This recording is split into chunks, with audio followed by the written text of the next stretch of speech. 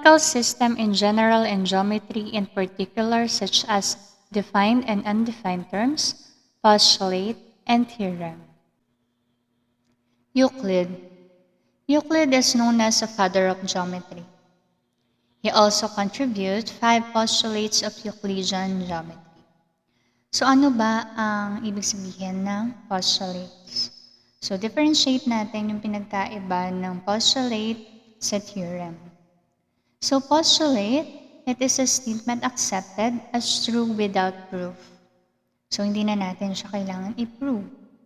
A proof could be a series of true statements resulting in the acceptance of truth of a more complex statement. So for example, fathers are men. It is obvious that fathers are men. Next theorem. It could be a statement that may be proven through using postulate, definition, and other theorems. So yung theorem, pinoprove natin siya gamit ang ibang postulate or gamit ang ibang definition or iba pang theorem. For example, if Kevin is a father, then he is a man. So bakit siya naging theorem? You need to justify that Kevin is really a father. Another example, if two definite lines intersect, then they intersect at exactly one point. So theorem siya kasi you can use postulate to prove this theorem. So let's discuss the 5 postulates of Euclidean geometry. First, a straight line may be drawn at any 2 points. It is possible to draw a straight line from any point to any point. So for example, we have 2 points. If we're going to connect these 2 points, makaka-create tayo ng straight line. That is all about for postulate number 1. Number 2, a straight line may be extended indefinitely. If you have straight line, so ayan, we have straight line, it is possible to extend any direction to infinity.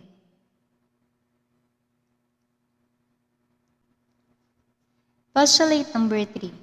A circle may be described with any given points as its center and any distance as its radius. So it is possible to draw a circle given any center and radius as a distance. Postulate number 4. All right angles are equal. Okay? So when we say right angle, so ang measure ng angle nila is 90 degree. So according to postulate number 4, all right angles are equal. They have the same measure. Postulate number 5. If you have 2 straight lines and the third line crossing them, and the sum of interior angle of 2 lines is less than 90 degree, then if you extend the line, they will eventually meet on that side. So let's discuss now undefined terms. Undefined terms are terms in geometry that are not formally defined. These terms are point, line, and plane. So let's start with point. Point in geometry, it refers to location or position. It has no size, no width, no length, no depth. It is represented by a dot and name using capital letter. So for example, so ito, ini-name natin siya as point A or pwedeng PT, tas tuldok, and then A. So another naman, that is point B or PT point, then B. Next is line. It is one-dimensional figure composed of infinite number of points. It has unspecified length but without width nor thickness. So this is an example of line. So we can name it as line AB, like this symbol, line AB, or the word line AB. Or other is line T. Next is plane. Plane, it has infinite length, infinite width, but without thickness. It is usually represented by a flat surface. So, ito yung example ng plane. So, paano natin i-name itong plane na to? Plane ABC. So, plane A, B, C. Or plane X. So let's try this. Based on definition shown above, which of the following illustration represent a point, a line, a plane? Write your answer at the space provided. So for example, ito, ano bang tawag natin dito? Is it point, line, or plane? That is a plane. Then other is, that's line, and this is a point. Next, let's discuss defined terms. Space. It is set of all points in three dimensions. So here's the example of three-dimensional figure. Line segment is a part of line containing two endpoints and all the points between them. Ayan. So this is what we call a line segment. Line na merong endpoint, and then lahat ng nandito, it consists of points. Yung nasa line. So, we can name it as line segment CD. So, may line sa taas, then CD, or the word line segment CD. Ray.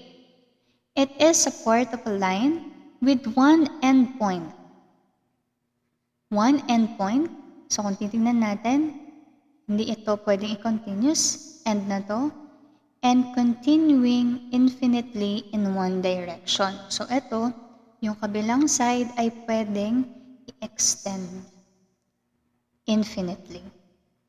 Okay, so maniname natin to as, ayan, kung makikita natin yung symbol sa taas, ito endpoint, then ito ay pwedeng i-continue.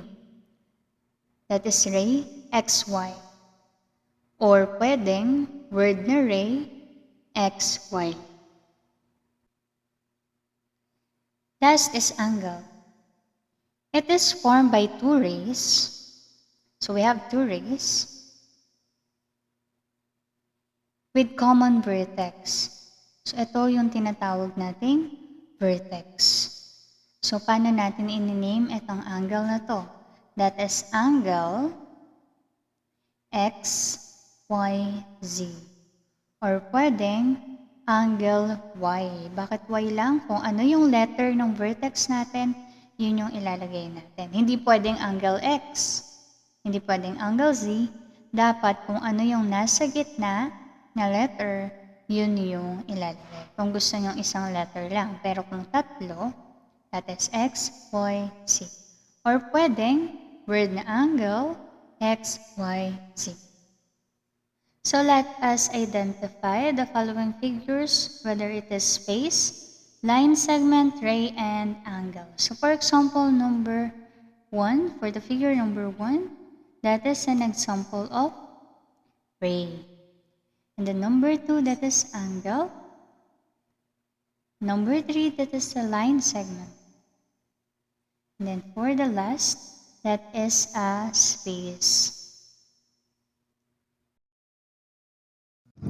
Thanks for watching. Don't forget to like, comment, share, and don't forget to subscribe.